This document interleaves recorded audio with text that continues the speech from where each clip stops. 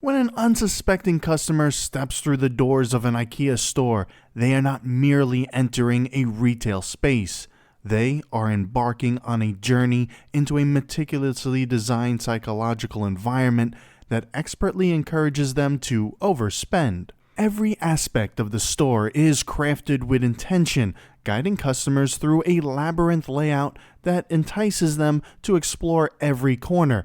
IKEA has firmly established itself as a unique and innovative powerhouse within the global retail industry, boasting astonishing annual sales that exceeded $50 billion.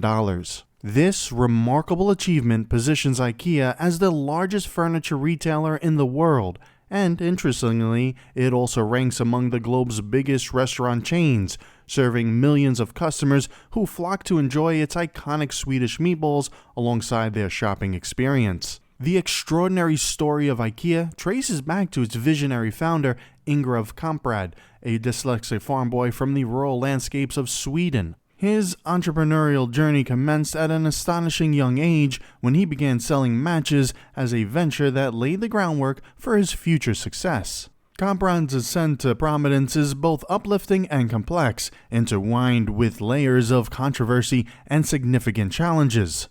While he is often celebrated as a beloved figure in the business world for his innovation and success, his past is shadowed by troubling ties to the Nazi Party during his youth. Moreover, IKEA itself has faced serious accusations, including claims of tax evasion and the use of forced labor within its supply chain. In a strikingly paradoxical twist, despite these controversies, the company is also recognized as one of the world's largest charitable organizations, generously contributing to a variety of social causes and initiatives aimed at making a positive impact on society. Kamprad's family history is rich with tales of hardship and resilience, reflecting the struggles and triumphs that would shape his character and ambitions.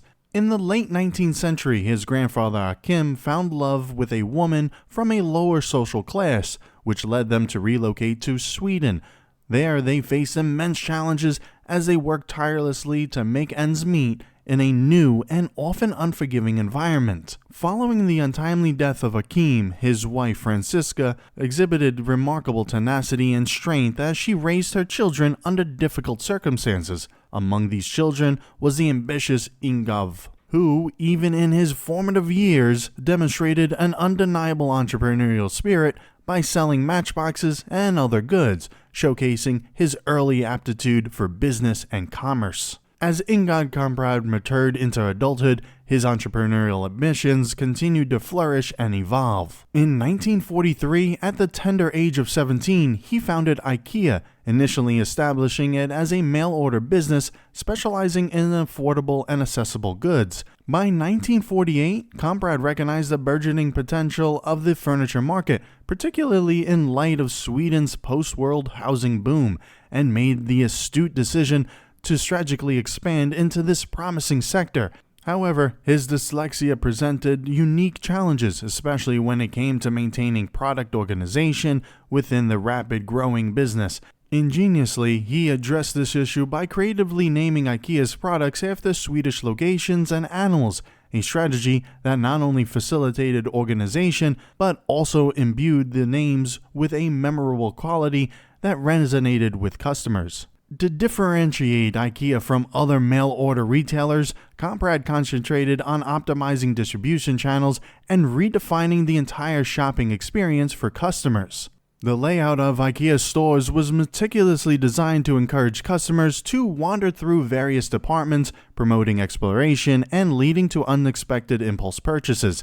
This immersion shopping experience turned the mundane task of buying furniture into an engaging experience. Additionally, the introduction of an in-store restaurant featuring Swedish meatballs and other traditional fare transformed IKEA into a family-friendly destination, significantly enhancing the overall shopping experience and further driving sales in the process. By the late 1970s, IKEA's innovative business strategies had propelled it to become a household name across the globe, synonymous with stylish yet affordable furniture. However, the past did not remain buried for long, as Kamprad faced considerable challenges when journalists began to unearth and report on his controversial history.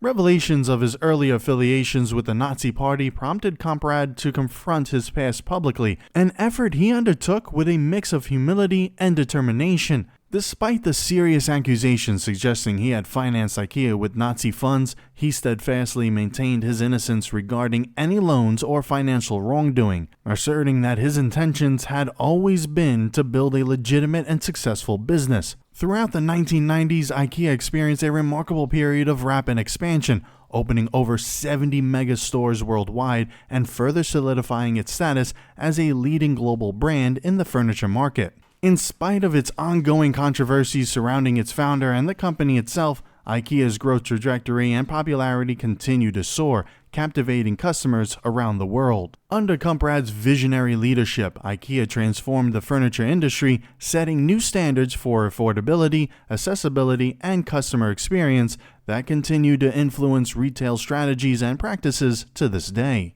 The impact of IKEA's innovative approach can be seen in the way furniture is marketed and sold globally, demonstrating the enduring legacy of its founder and the brand he built from the ground up.